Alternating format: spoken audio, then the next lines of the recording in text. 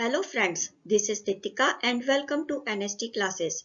आज हम इस वीडियो में सोशल साइंस पेडागोजी के कुछ इम्पोर्टेंट क्वेश्चंस डिस्कस करेंगे। अगर आपको वीडियो अच्छी लगे तो वीडियो को लाइक करें और शेयर करें, अपने विचार कमेंट करके बताएं, चैनल को सब्सक्राइब जरूर करें और नोटिफिकेशंस के लिए बेल आइकन प्रेस करना ना भूलें। चलिए शुरू करते हैं। Question 1, social science curriculum at the upper primary stage focuses on.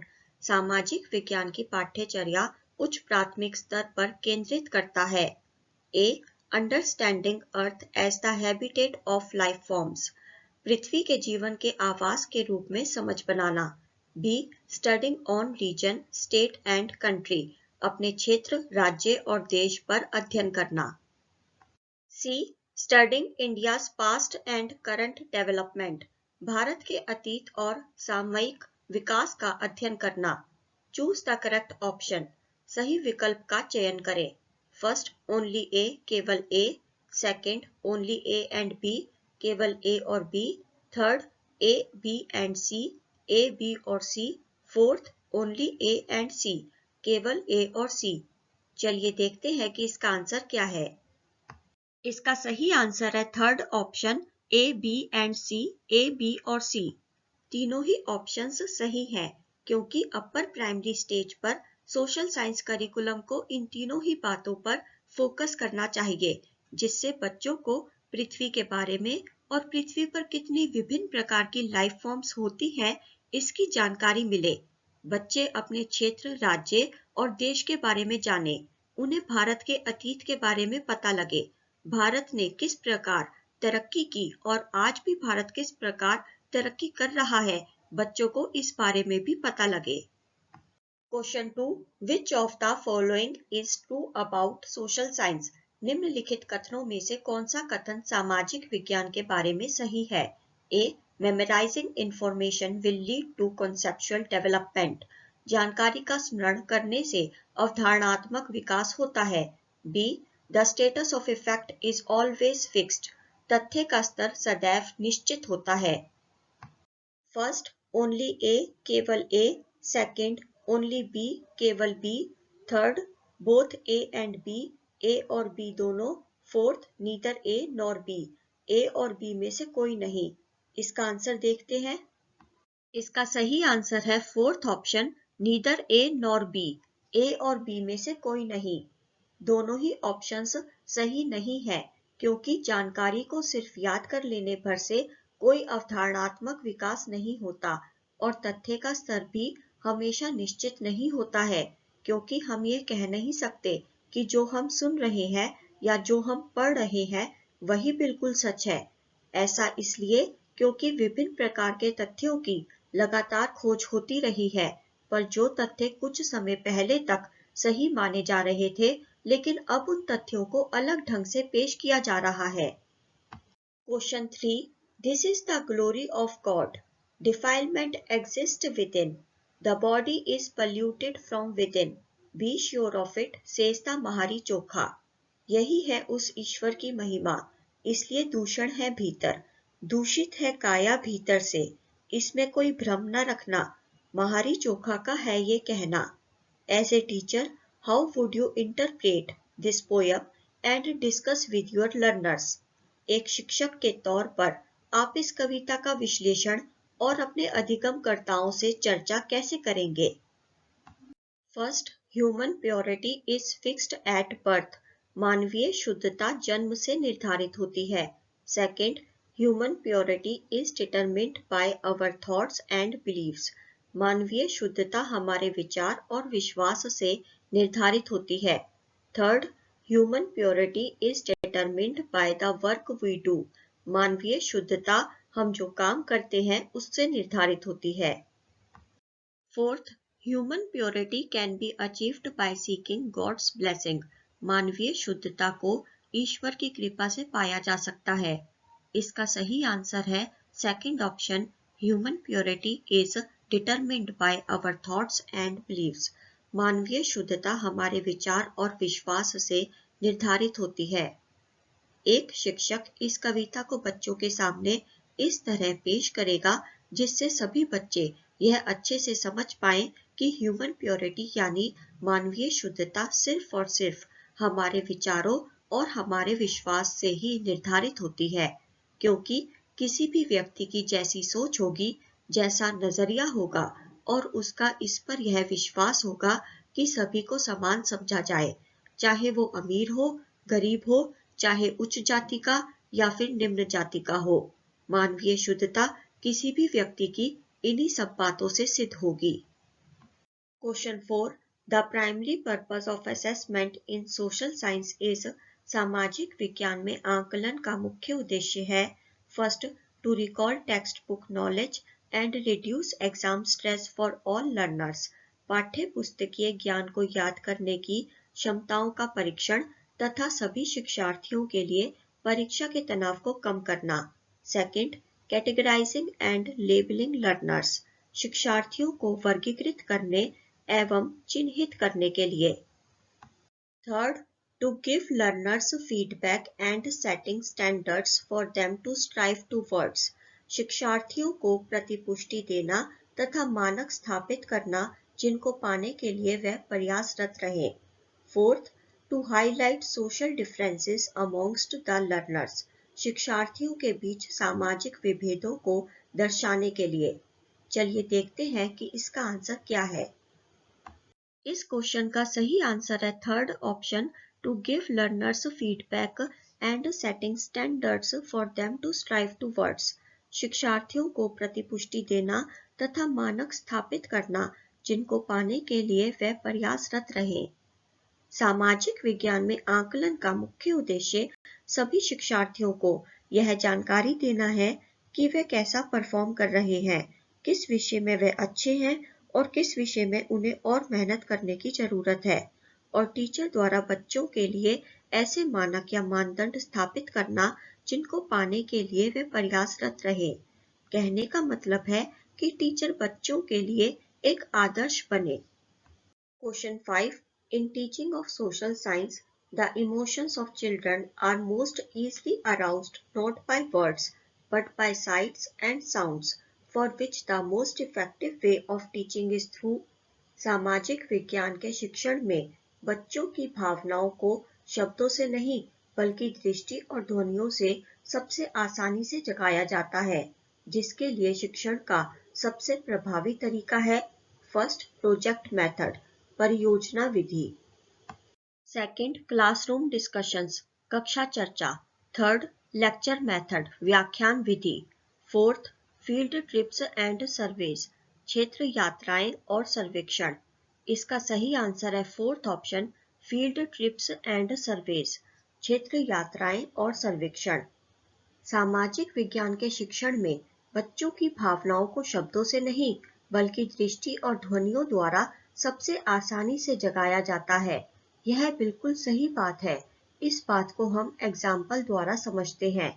अगर टीचर क्लास में बच्चों को यह बता रही है कि ब्रेड कैसे बनती है, तो बच्चे टीचर के शब्दों को सुनकर बात को अच्छी तरह नहीं समझ पाएंगे। पर यदि टीचर बच्चों को ब्रेड बनाने वाली फैक्ट्री में लेकर जाए और दिखाए कि ब्रेड कैसे बनती है, तो सभी बच्चों को इतनी अच्छी तरह समझ आ जाएगा कि वह कभी भूल नहीं पाएंगे। Question 6, the teaching of geography should develop perspectives related to issues concerning. भूगोल शिक्षण को किन मुद्दों से जुड़े संदर्भ में परिप्रेक्ष्य का विकास करना चाहिए? ए, रिसोर्सेज एंड कंजर्वेशन, संसाधन और संरक्षण। बी, डेवलपमेंट एंड डिस्प्लेसमेंट, विकास और विस्थापन। C, challenges to unity in diversity, विविधता में एकता से जुड़ी चुनौतियां। डी, ह्यूमन डेवलपमेंट, मानव विकास। चूज द करेक्ट ऑप्शन, सही विकल्प का चयन करें। First, A, B and D, A, B और D. Second, only A and B, केवल ए और B. Third, only A and D, केवल ए और D. Fourth, A, B and C, A, B और सी। इसका आंसर देखते हैं। इस क्वेश्चन का सही आंसर है first option, A, B and D, A, B और डी। भूगोल शिक्षण को resources and conservation, development and displacement और ह्यूमन डेवलपमेंट के मुद्दों से जुड़े संदर्भ में दृष्टिकोण का विकास करना चाहिए, क्योंकि ज्योग्राफी में हम संसाधन और संरक्षण के बारे में, विकास और विस्थापन के बारे में और मानव विकास के बारे में पढ़ते हैं। लेकिन unity in diversity political science का एक विषय है। Question 7. The content of social science should aim at. सामाजिक विज्ञान विषय वस्तु का उद्देश्य होना चाहिए कि first, making students familiar with happenings in the world around. छात्रों को विश्व में होने वाली घटनाओं से परिचित करवाया जाए। Second, inculcating nationalism in students. छात्रों में राष्ट्रीयता की भावना का विकास किया जाए। Third, raising students' awareness through critically exploring and questioning of familiar social reality. छात्रों को परिचित सामाजिक यथार्थों का आलोचनात्मक अन्वेषण एवं उन पर प्रश्न उठाकर जागरूक बनाया जाए। Fourth, imparting knowledge about developed countries. विकसित देशों के बारे में जानकारी दी जाए। इसका सही आंसर है third option, raising students' awareness through critically exploring and questioning of familiar social reality. छात्रों को परिचित सामाजिक यथार्थों का आलोचनात्मक अन्वेषण एवं उन पर प्रश्न उठाकर जागरूक बनाया जाए। सोशल साइंस के कंटेंट का लक्ष्य परिचित सामाजिक वास्तविकता की आलोचनात्मक खोज करके और उस सामाजिक वास्तविकता पर सवाल खड़े करके स्टूडेंट्स की जागरूकता को बढ़ाना है, जिससे स्टूडेंट्स अपनी परिचित सामाजिक वास्तविकता को समझ सके और अच्छे जागरूक नागरिक बन सके। Question 8. What is the role of cartoons in a social science text books. सामाजिक विज्ञान की पाठ्य पुस्तकों में कार्टून की क्या भूमिका है। First, no role as cartoons are immature. कोई भूमिका नहीं, कार्टून अपरिपक्व है। Second, raises basic issues and makes it relatable to students. मूलभूत मामलों को उठाकर विद्यार्थियों को इनसे जोड़ना। Third, mainly used as fillers so that textbooks look attractive. भरपाई करने के रूप में प्रयुक्त, इससे पाठ्यपुस्तक आकर्षित दिखती है। Fourth, makes class enjoyable as the subject is boring. कक्षा को आनंददायक बनाते हैं क्योंकि विषय नीरस है। इसका सही आंसर है second option, raises basic issues and makes it relatable to students. मूलभूत मामलों को उठाकर विद्यार्थियों को इनसे जोड़ना। सामाजिक विज्ञान की पाठ्य पुस्तकों में कार्टून्स की यह भूमिका है कि वह मूलभूत मामलों को उठाकर विद्यार्थियों को इन मामलों से जोड़ते हैं। जैसे यदि किसी चैप्टर में किसी इशू के बारे में बात की गई है और साथ ही चैप्टर में उस इशू से रिलेटेड कार्टून्स भी बने हुए हैं, तो बच्चे उस इशू के बारे में पढ़कर उस इशू को तो समझेंगे ही, पर यदि वह उस इशू से रिलेटेड कार्टून्स भी देखेंगे, तब वह इशू उन्हें और अच्छे से समझ आएगा और वह उस मुद्दे से अपने आप को रिलेट भी कर पाएंगे। Question 9. Maps and diagrams in a social science text book are relevant as they. सामाजिक विज्ञान की पाठ्य पुस्तकों में मानचित्रों और आरेखों का प्रयोग प्रासंगिक है क्योंकि वे फर्स्ट, क्लैरिफाई ए कंसेप्ट, अवधारणा को स्पष्ट करते हैं। Second, add a new dimension to a concept, अवधारणा में नए आयाम को जोड़ते हैं। Third, are made by experts, विशेषज्ञों द्वारा बनाए जाते हैं। Fourth, make a text book attractive, पाठ्य पुस्तक को आकर्षक बनाते हैं। चलिए देखते हैं कि इसका आंसर क्या है। इसका सही आंसर है first option, clarify a concept, अवधारणा को स्पष्ट करते हैं। सामाजिक विज्ञान की पाठ्य पुस्तकों में मैप्स और डायग्राम्स का प्रयोग प्रासंगिक है क्योंकि वे कंसेप्ट को स्पष्ट करते हैं। मतलब अगर टेक्स्ट बुक में किसी कंसेप्ट के साथ उस कंसेप्ट से रिलेटेड मैप्स और डायग्राम्स भी बने हुए हैं, तो टीचर के लिए बच्चों को उस कंसेप्ट को समझाना और बच्चों के लिए उस कंसेप्ट को समझना बहुत आसान होता है। Question 10. Using A globe and a source of light, teacher can demonstrate the following concepts. Globe और प्रकाश स्रोत का इस्तेमाल करके एक शिक्षक निम्न में से किन अवधारणाओं को दर्शा सकता है? ए रोटेशन परिक्रमण, बी डे नाइट दिन रात, सी सीजनल वेरिएशंस मौसमी परिवर्तन, डी डिस्ट्रीब्यूशन ऑफ रेनफॉल वर्षा का वितरण। चूज द करेक्ट ऑप्शन, सही विकल्प का चयन करें। First A B and D, A B और D. Second A B and C, A B और C. Third A C and D, A C और D. Fourth B C and D, B C और D. इसका सही answer है second option A B and C. Globe and source of light का इस्तेमाल करके एक शिक्षक रोटेशन, डे नाइट और सीजनल वेरिएशंस जैसे कंसेप्ट को अच्छे से दर्शा सकता है और समझा सकता है, लेकिन डिस्ट्रीब्यूशन ऑफ रेनफॉल को एक शिक्षक ग्लोब के मुकाबले मैप द्वारा ज्यादा अच्छे से दर्शा सकता है। अगर आपको वीडियो अच्छी लगी हो तो वीडियो को लाइक करें और शेयर करें, अपने विचार कमेंट करके बताएं, चैनल को सब्सक्राइब जरूर करें और नोटिफिकेशंस के लिए बेल आइकन प्रेस करना ना भूलें। See you in the next video. Till then, goodbye. Thank you so much. Thanks for watching.